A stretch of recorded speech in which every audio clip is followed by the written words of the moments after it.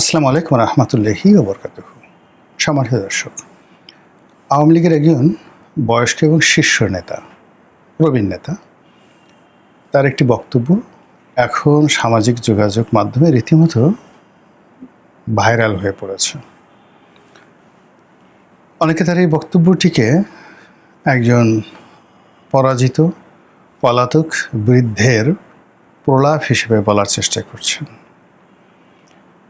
কিন্তু যিনি বক্তব্য দিয়েছেন এবং যে ভাষায় বক্তব্য দিয়েছেন তাকে যারা চেনেন তারা বলছেন যে অবশ্যই এটি কোনো বৃদ্ধের, পলাতক বৃদ্ধের প্রলাপ বাক্য নয়। খুলেই বলি, আওয়ামী লীগের অন্যতম শীর্ষ নেতা মোফাজ্জেল হোসেন চৌধুরী মায়া যদি ইতিবাচক দিক ধরেন তাহলে একজন মহান মুক্তিযোদ্ধা, বীর মুক্তিযোদ্ধা, এবং এই ঢাকা শহরে 1971 সনে যে সফল যারা গেরিলা যুদ্ধ পরিচালনা করেছেন এবং পাকিস্তানি সেনাবাহিনীর ভিতরে রীতিমতো মৃত্যু ভয় যারা ঢুকিয়ে দিয়েছিলেন, তাদের মধ্যে অন্যতম এই মোফাজ্জেল হোসেন চৌধুরী মায়া। বাড়ি চাঁদপুরে, আপাদ মস্তক রাজনীতিবিদ, কিন্তু একই সঙ্গে মিলিটারি কমব্যাট অপারেশন,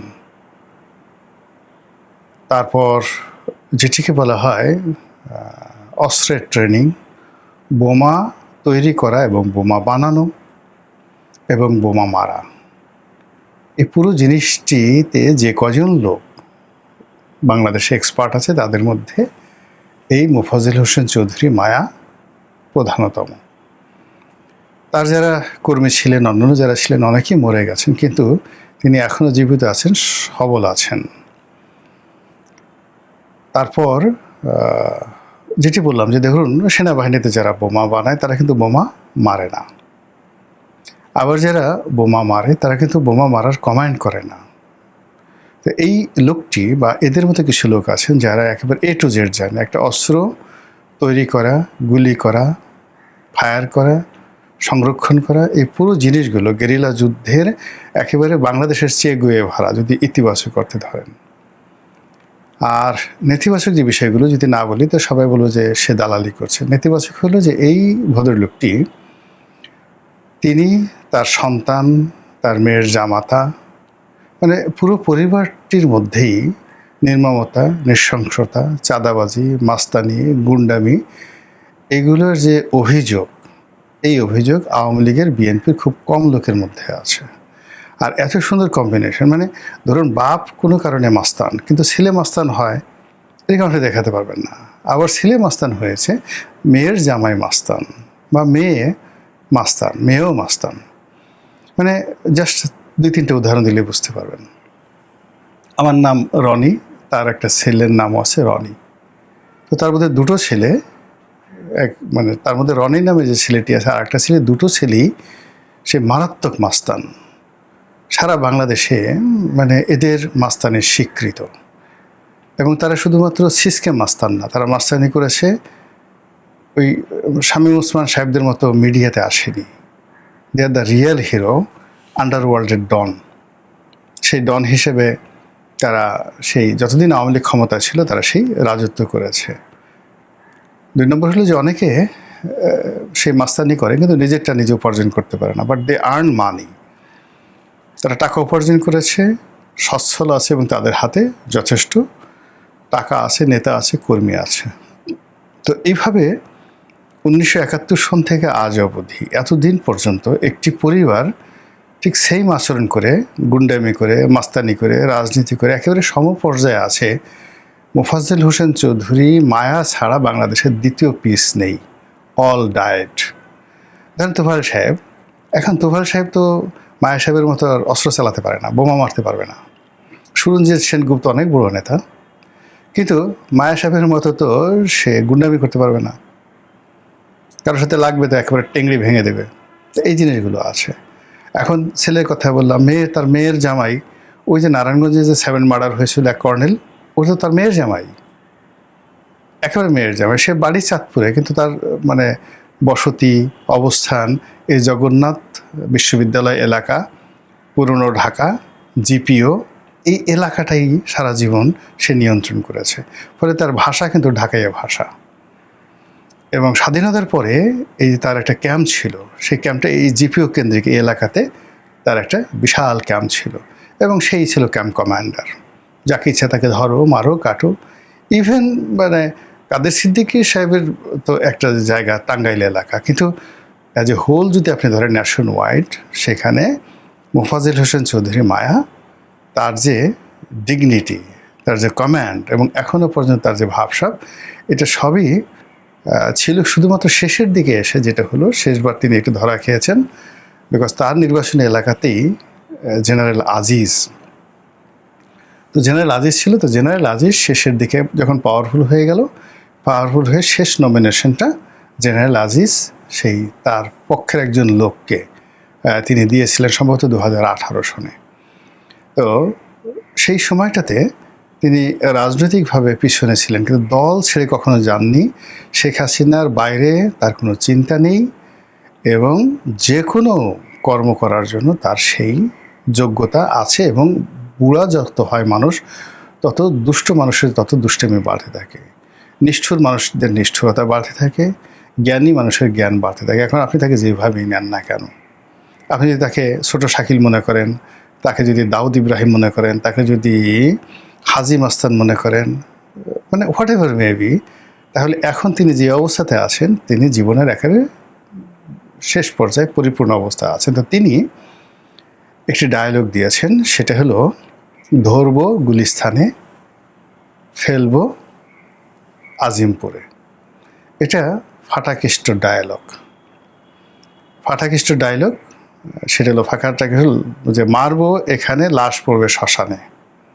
মিঠুন চক্রবর্তীর একটা বিখ্যাত সিনেমা ফাটাকেষ্ট, এবং সেইটাকে আবার আমাদের দেশে হিরো আলম, মহান নায়ক, তিনি আবার এটাকে যে কি যেন তিনি একটা এভাবে ডায়ালগ দিয়েছেন, ঠিক সেম ডায়ালগটি অনেকটা মানে যাকে বলা হয় আকার ইঙ্গিতে এনে তিনি বলছেন ধরব গুলিস্থানে, ফেলবো কবরস্থানে, মানে আজিমপুরে। মানে গুলিস্থানের আমাদের অফিসের ধারের কাছ দিয়ে যে বিভিন্ন এলাকা, সেই এলাকাতে ধরে একেবারে সোজা, আর পিটনি নাই, ডাইরেক্ট ক্যাটাং ঘ্যাচাং, জানে ইন্না লিল্লা পড়ার সময় না পায়, আর কবরস্থানে মানে আজিমপুরে গিয়ে ইন্না লিল্লা দাফন করতে পারি। বোঝার চেষ্টা করেন যে এত বড় থ্রেট, যে তোমাকে ধরবো, তারপর তোমাকে মারবো, গলা চিপে মারবো, গুলি করে মারবো, পাড়াই মারবো, জিব্বা টেনে ছিঁড়ে মারবো, মানে আপনার যত রকম ক্রোধ আছে সব ক্রোধ একত্র করে যা কিছু করার, সেটা এই জনাব মোফাজ্জেল হোসেন চৌধুরী মায়া, উনি এই কথাগুলো বলেছেন। তো এটা নিয়ে ঠাট্টা করবেন না চিন্তা করবেন, বোঝার চেষ্টা করুন। তার এই বক্তব্যের মাধ্যমে বোঝা যাচ্ছে যে আওয়ামী লীগ যে ফিরে আসবে, ফিরে আসার পরে কি হবে সেটা পরের ব্যাপার, কিন্তু ফিরে আসার আগে বহু দুর্ঘটনা ঘটাবে তারা। সেই দুর্ঘটনায় কারা ভুক্তভোগী হবেন আল্লাহ জানেন, আর আওয়ামী লীগের লোকজন জানেন, এর বাইরে কেউ জানে না। টার্গেট করে করে তারা ঘটনা ঘটাবেন, এবং সেই ঘটনা ঘটানোর জন্য তারা আলটিমেটলি এখন ভয় দেখাচ্ছেন। এবং এটা যুদ্ধের একটা নিয়ম, যখন আপনি কোনো একটা ভয়ঙ্কর কাজে নামবেন, দেখবেন ডাকাতরা ডাকাতি করার আগে মুখে কালি মাখে, রামদা, বিশাল বিশাল একটা রামদা, তারপরে সরাসরি কালি মাখে অদ্ভুত সব পোশাক পরে, যাতে গৃহকর্তা ডাকাত দেখলেই যেন চিত হয়ে ফিট পড়ে যায়। এরপর কোনো একটা বাহিনী যুদ্ধে যাওয়ার আগে কামান দাগায়, এয়ার স্ট্রাইক করে, স্থলবাহিনী নামার আগে এয়ার স্ট্রাইক করে, তারপর প্রতিপক্ষ তাদেরকে গালাগালি করে, এবং তাদের যে মোরাল ক্যারেজটা এটাকে একেবারে শেষ করে দেয়, যাতে আক্রমণের সময় সে আর রুখে দাঁড়াতে পারে না। আওয়ামী লীগ ঠিক সেম কাজটি এখন করছে, শেখ হাসিনা নিজে করছেন, মোফাজ্জেল হোসেন চৌধুরী মায়া তিনি করছেন, তার মতো যারা লোকজন আছেন তারা করছেন। আর মায়া সাহেবের মতো যারা এইভাবে কথা বলতে পারেন না, তারা যেমন ঢাকাতে বহু অপারেশন বিভিন্ন সময় চালিয়েছেন আওয়ামী লীগের পক্ষে, এরকম অনেক লোক আছে, তার মধ্যে অন্যতম জাহাঙ্গীর কবির নানক। তো তারা কিন্তু বসে নেই, তারা বিভিন্ন ফর্মে অপারেশন চালাচ্ছেন। মানে সেই অপারেশনগুলো কখনো মোহাম্মদপুরে, কখনো গুলিস্তানে, কখনো বিভিন্ন জায়গাতে অপারেশন চালাচ্ছেন।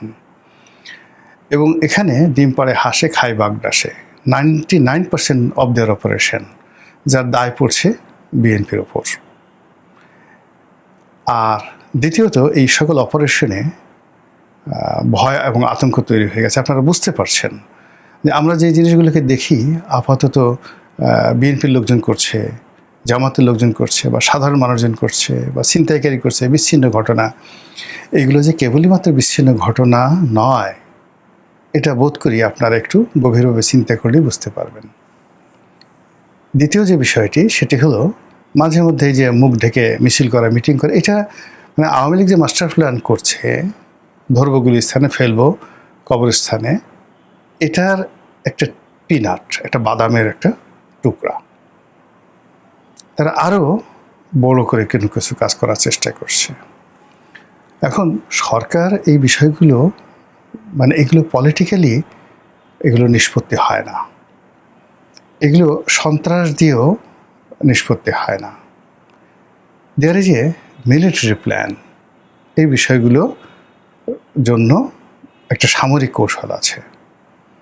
আপনার সঙ্গে যে যেভাবে কাজ করবে তার সঙ্গে সেই কাজগুলো আপনাকে করতে হবে। তো সেই দিক থেকে বিএনপি এবং জামাত, এনসিপি, এই যে আওয়ামী লীগের যে বহুমুখী কৌশল, আপনি চিন্তা করেন, আওয়ামী লীগ তো 69 গণঅভ্যুত্থান ঘটিয়েছে।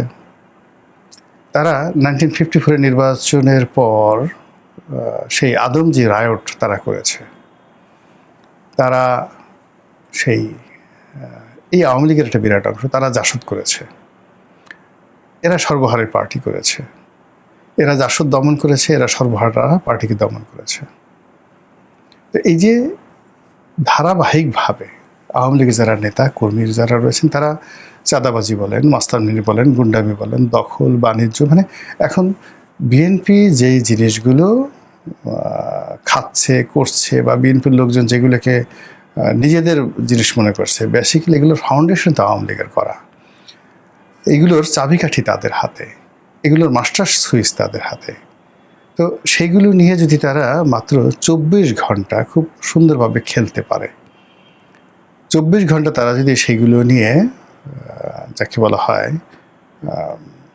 অনিষ্ট সাধন করতে পারে, তাহলে অনেকের জন্য মানে দৌড় দিয়ে পালানোটাও দুষ্কর হয়ে যাবে। পালানোর জন্য পায়ে একটা শক্তি দরকার, সামনে একটা খোলা জায়গা থাকা দরকার, এবং মোটামুটি একটা মানসিক ভয়ের একটা জায়গা আছে। মানে বেশি ভয় পেলে কিন্তু পালানো যায় না, মানুষ শীত হয়ে শুয়ে পড়ে, হাত পা কাঁপতে থাকে। তো আওয়ামী লীগ এই জিনিসগুলো জানে, দে নো। আর জানার কারণে কি হচ্ছে, এই যে এতদিন পরে মোফাজ্জল হোসেন চৌধুরী মায়া যে কথাগুলো বলছে, তার এই বয়সে এটা ছেলে খেলা নয়, এটা হিরো আলমের ভাষণ নয়, বা এটা মিঠুন চক্রবর্তী যে সিনেমার ডায়ালগ দিয়েছেন সেই সিনেমার ডায়ালগ নয়। এটি এমন একজন মানুষ বলেছেন যে মানুষের এই ধরনের বহু কর্ম করার ইতিহাস আছে। সে শুধু নিজে না, তার কর্মী বাহিনী আছে, তার ছেলেরা আছে, আত্মীয় স্বজন আছে, দেয়ার আর হিউজ কানেক্টিভিটি। সেইগুলো নিয়ে এরকম একটা কথা যখন তিনি এসে প্রকাশ্যে বললেন, নিজের চেহারা দেখিয়ে, কোনো অডিও না, একেবারে চেহারা দেখিয়ে বুঝতে হবে যে অ্যাডামেন্ট, এই লোকটি অ্যাডামেন্ট হয়ে গেছেন, এবং নিজের জীবনের বিনিময় হলো তিনি এই কাজগুলো করার চেষ্টা করছেন এবং করবেন। এখন সরকার দেখি কিভাবে এই বিষয়গুলো, বিশেষ করে আমাদের স্বরাষ্ট্রমন্ত্রী মহোদয় কিভাবে এই জিনিসগুলো মোকাবেলা করেন। আমি শুধুমাত্র জনজীবনে যাতে এই ধরনের মানে ঘটনার ছায়া না পড়ে, সরকার যাতে সতর্ক হতে পারে এবং জনগণ যাতে সচেতন হয়, এই জন্য এই কথাগুলো বলা। মহান আল্লাহ আমাদের সবাইকে হিদায়াত দান করুন এবং হেফাজত করুন। আসসালামু আলাইকুম ওয়া রাহমাতুল্লাহি ওয়া বারাকাতুহু।